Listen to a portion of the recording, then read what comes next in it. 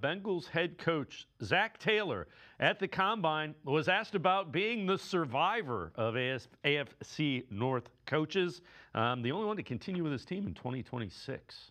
Well, it's strange. I've got a lot of respect for those three guys that competed against the last couple of years, and obviously great coaches and have had a lot of success. And so again, it's a little strange, but I'm sure I'll get used to it very quickly. Is there any impact, like tangible impact to the change in the division, or is it not really? Not for me to sit here and say today.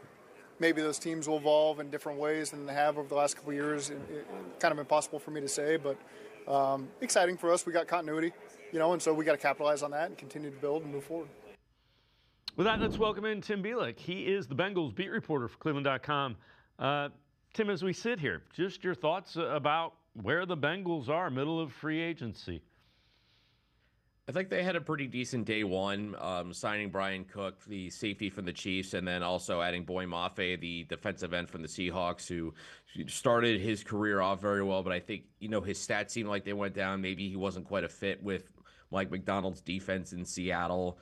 But certainly, the Bengals needed to really address defense, no question about it. And you still have Trey Hendrickson out there. Who knows where he's going to kind of end up. They lost Joseph Osai earlier on Monday to the Jets. So this was a defense that was just simply not good enough the last two seasons to get the Bengals into the playoffs. So they really need to address it. And as far as, Zac Taylor talking about, being the only coach in the AFC North, it's a testament to the continuity of the division that, Kevin Stefanski was the last new coach added to the division in 2020.